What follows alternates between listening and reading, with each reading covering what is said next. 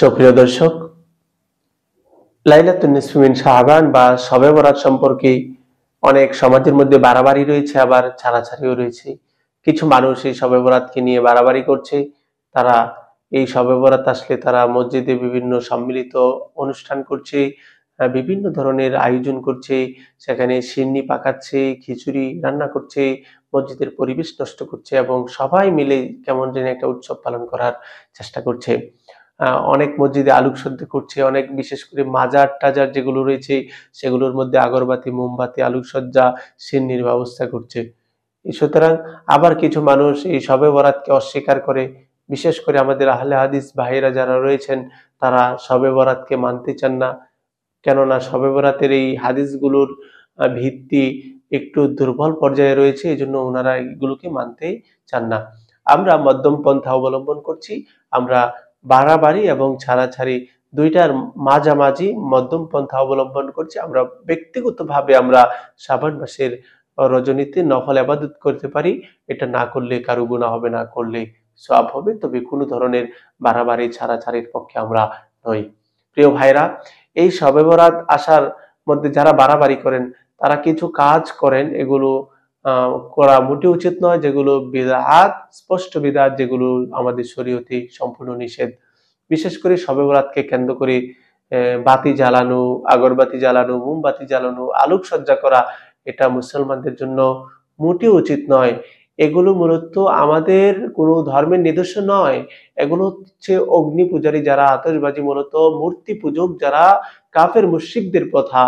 কাফের মুশরিকদের প্রথাকে অনুসরণ করার কোনো সুযোগ নেই।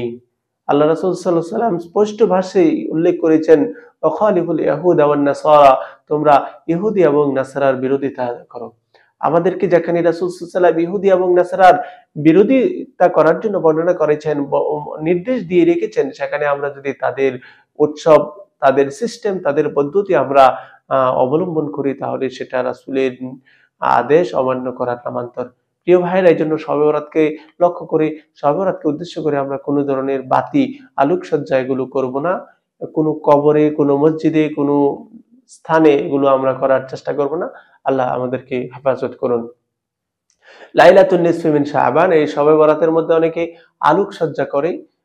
বিভিন্ন ধরনের মসজিদে, কবরস্থানে, বিভিন্ন অনুষ্ঠানের মধ্যে, পূজা অনুষ্ঠানের মতো এরকম ধরনের বিভিন্ন আলোকসজ্জা করে, যেটাও সম্পূর্ণ নিষেধ। এটা অগ্নি পূজাদের, যারা অগ্নি পূজা করে, অগ্নি পূজারী যারা, যারা বস্তু পূজারী যারা, প্যাগানিজম অনুসারী, মতবাদ অনুসারী, বিশ্বাসী যারা, তাদের সংস্কৃতি এটা, তাদের সংস্কৃতিকে আমাদের অনুসরণ করার কোনো সুযোগ নেই।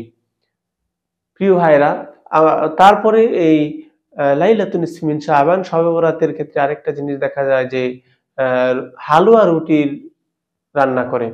সবাই মনে করে এটা যে হালুয়া রুটি খাওয়ার দিন এটা, যে সারাদিন রোজা রাখবে, পরদিন হালুয়া রুটি বিতরণ করতে হবে।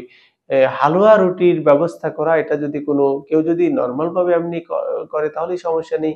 কিন্তু সেটা যদি স্পেশাল ভাবে এই লাইলাতুন নিসফি মিন শাবান থেকে বিশ্বাস করে করা হয় যে এটা একটা সওয়াবের কাজ, এই দিন করা একটা সওয়াবের কাজ, এই দিনের এটি একটা আমল, তাহলে সেটা বিদআত হবে, যেটা শরীয়তের সাংঘর্ষিক হবে। সুতরাং এই একটা কুসংস্কারকে, এটা ইসলামের বিধান নামে যে আমাদের সমাজে চালু করছে, এগুলো থেকে আমাদের অবশ্যই অবশ্যই বের হতে হবে। সুতরাং লাইলাতুন নিসফি মিন শাবান শবে বরাতের সাথে হালুয়া রুটির কোনো সম্পর্ক নেই। প্রিয় ভাইরা, রাসূল সাল্লাল্লাহু আলাইহি ওয়াসাল্লাম এই লাইলাতুন নিসফি মিন শাবানের মধ্যে আরো কিছু বিষয় করতে নিষেধ করেছেন, যেগুলো আমরা আমাদের সমাজে দেখা যায় যে অনেকে আছে নতুন নতুন পোশাক পরিধান করে, বিশেষ করে আগরবাতি জ্বালায়।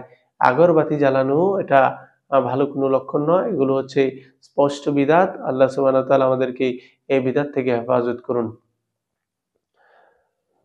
অনেকের এই ধারণা আছে যে এই লাইলাতুন নিসফি মিন শাবানের মধ্যে প্রত্যেক কাছের মানুষের আপনজনের আত্মা, অর্থাৎ মৃত ব্যক্তির আত্মা ঘরের ভিতর আসে। এইজন্য অনেকে ঘরের ভিতর সুগন্ধি ব্যবহার করে, তারা যেন সুবাসিত হয়। এই ধারণা পোষণ করা মোটেও জায়েজ নয়। এটা স্পষ্ট ভ্রান্ত আকীদা, বিশ্বাস। এটা মুসলমানদের কোনো আকীদা, বিশ্বাস নয়।